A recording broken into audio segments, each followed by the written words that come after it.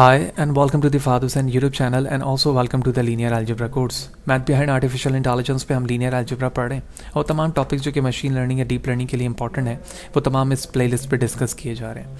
तो previously last 3 sessions पर हमने देखा था कि डिस्टेंस मेजर्स के वो 9 कौन से टाइप्स हैं जो डेटा साइंस, मशीन लर्निंग या डीप लर्निंग में सबसे ज़्यादा इस्तेमाल होते हैं।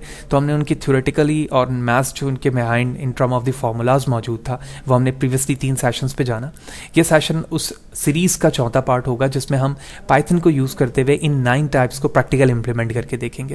लिहाजा वीडियो को फर्दर स्टार्ट करने से पहले बताता चलूँ कि प्रीवियसली जितनी वीडियो हैं इससे रिलेटेड वो मेरे यूट्यूब चैनल पर मौजूद हैं। आप फहाद हुसैन CS से सर्च करके यूट्यूब पर मेरे यूट्यूब चैनल पर आएंगे।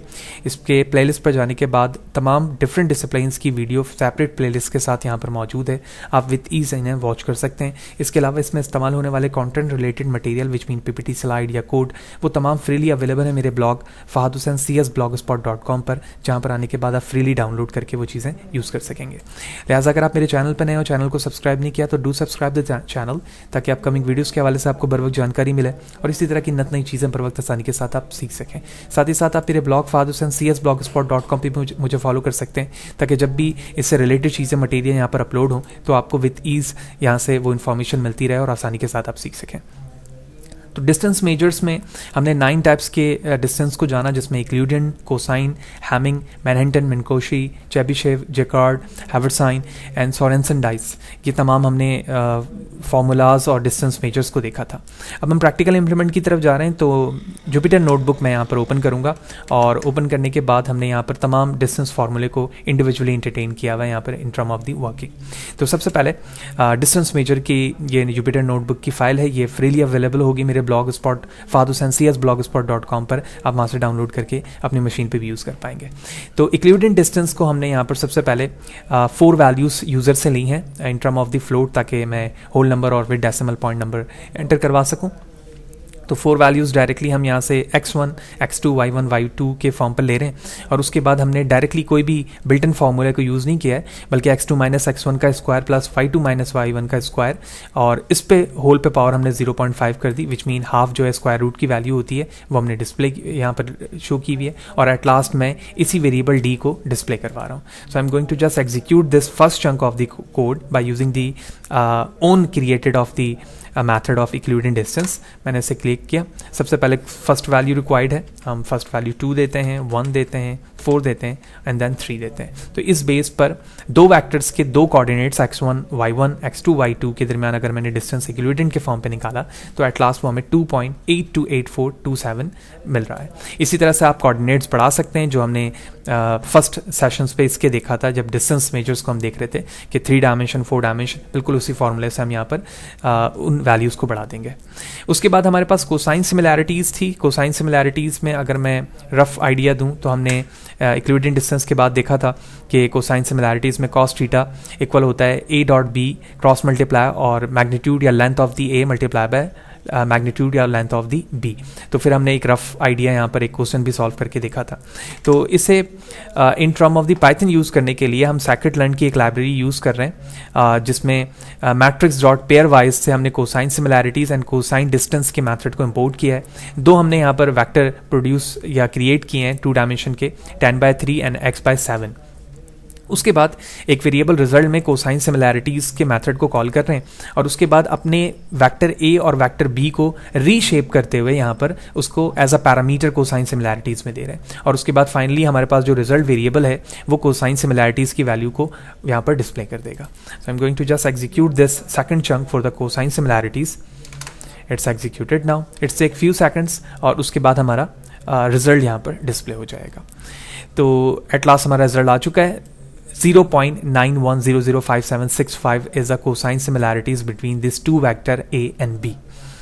थर्ड हमारे पास हमारे हैमिंग डिस्टेंस था। हैमिंग डिस्टेंस में हमने देखा था कि किस तरह से जॉर गेट को हैमिंग यूज़ करता है बाइनरी बिट्स में या फिर कोई अल्फ़ाबेटिक्स हमारे पास मौजूद हो उनमें हैमिंग डिस्टेंस देखने के लिए जो कि सेम वर्ड्स नहीं होते हैं, डिफ़र होते हैं। और फिर हमने एप्लीकेशन पे देखा था ये किस तरह से बिट्स बाइनरी वर्ड्स के दरमियान या नेटवर्क्स के दरमियान डिस्टेंस को देखने के लिए इस्तेमाल किया जा रहा होता है।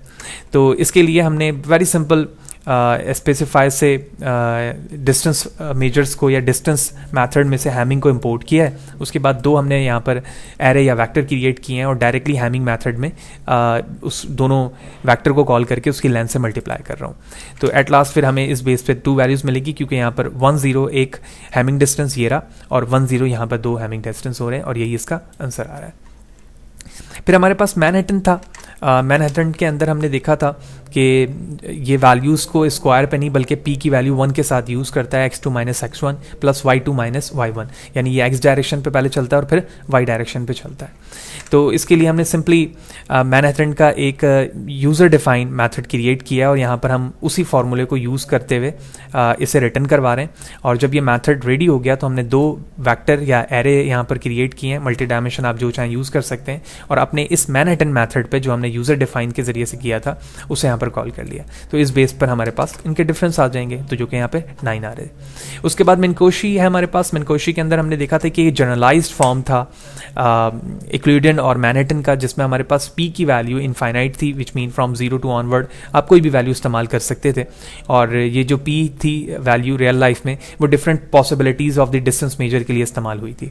तो इसे परफॉर्म करने के लिए हमने एक p रूट के नाम से एक मेथड क्रिएट किया है और उस p रूट को हम अपने मिनकोशी डिस्टेंस के अंदर कॉल कर रहे हैं, ताकि जो p की वैल्यू है वो यूज़र पे डिपेंडेड हो कि यूज़र p की कौन सी वैल्यू लेना चाहता है। तो हमने डेसिमल फंक्शन को कॉल किया है और उसके बाद p रूट के अंदर p की वैल्यू को हैंडल किया और मिनकोशी डिस्टेंस के अंदर हमने वो तमाम पैरामीटर्स को मेजर करवा दिया जिसकी हमें फॉर्मूले के मुताबिक ज़रूरत थी विच मीन x की, y की और p की वैल्यू। और एट लास्ट हम अपने इन मिनकोशी मैथड को उस वक्त कॉल करेंगे जब तीनों की वैल्यूज़ हो, यानी x, y एंड p। तो x, y 2 वेक्टर है और p वो वैल्यू है जिस बेस पे आप मिनकोशी मालूम करना चाहते हैं, विच मीन 1 2 3 कौन सी लेना चाहते हैं। तो हमने p की 3 वैल्यू ली हुई है, इन तीनों वैल्यूज़ को यहाँ पर पास किया हमने और उस बेस पर हमारे पास 3.503 मिनकोशी डिस्टेंस आ रहा है between vector 1 and vector 2 by using the value of p3। उसके बाद मिनकोशी दूसरा हमारे पास जो मेथड है वो बाय बिल्टन मेथड है, क्योंकि यहाँ पर तो हमने यूज़र डिफाइन के ज़रिए से हमने किया था।